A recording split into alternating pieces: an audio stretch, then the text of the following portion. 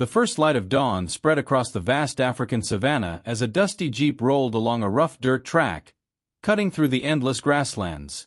Daniel Reyes, a 36-year-old wildlife veterinarian responsible for monitoring animals across the region, made this drive every morning. Caring for injured and endangered wildlife was more than his job. It was the purpose that kept him moving through the harsh beauty of the plains. On that particular morning, something unusual caught his attention. Beneath a distant acacia tree lay a golden shape that seemed oddly still. Daniel slowed the jeep and stepped out, approaching carefully. As he drew closer, the sight tightened his chest. A lioness was trapped in a poacher's wire snare. The metal had cut deep into her hind leg, blood staining the dry soil beneath her. Her belly was swollen, and it was clear she was close to giving birth. Her breathing was labored and weak. If nothing was done quickly, both she and her unborn cubs would die. Daniel grabbed his medical kit and moved slowly toward her, but suddenly a thunderous roar shook the bushes nearby. A massive white shape burst from the brush. It was an albino male lion, towering and powerful, his pale fur glowing under the sun and his reddish eyes locked directly onto Daniel. Albino lions were incredibly rare, and this one clearly stood guard over the wounded lioness. Every instinct told Daniel that approaching any further could trigger a deadly attack. Yet leaving meant certain death for the lioness and her cubs. His heart pounded as the lion stepped closer, muscles tense, ready to strike if necessary. Taking a deep breath, Daniel slowly knelt down, lowering his posture to show he meant no harm. Keeping his voice calm and steady, he spoke softly, promising help even though the animal could not understand his words. The lion growled but did not charge. Carefully, Daniel raised his empty hands, then inched toward the trapped lioness. The male lion crept closer as well, watching every movement, close enough now that a single leap could end the encounter. Sweat ran down Daniel's face as he began loosening the snare, carefully unwinding each tight loop of wire.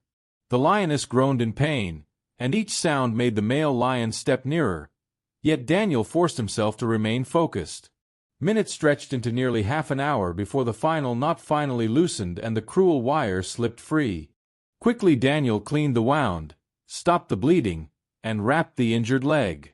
But just as he finished, the lioness began trembling. Labor had started.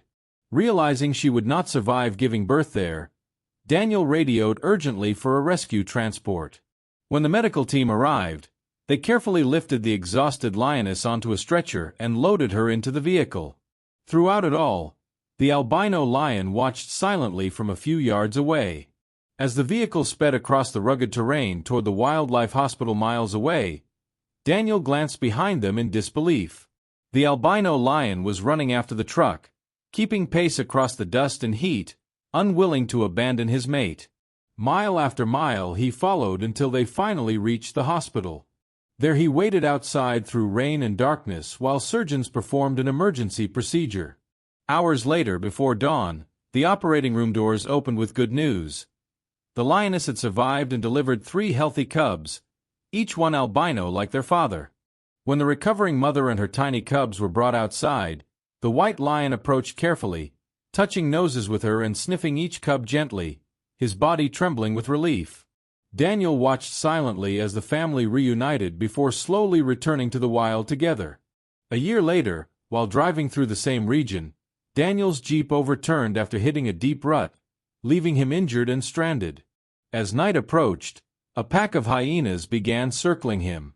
Just as the leader moved in, a familiar roar shattered the air.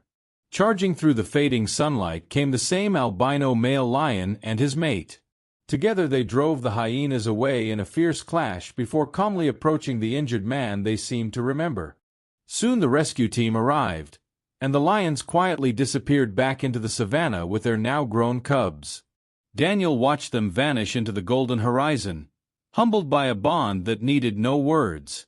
If this story moved you, please like, share, and subscribe so more people can hear incredible stories from the wild like this one.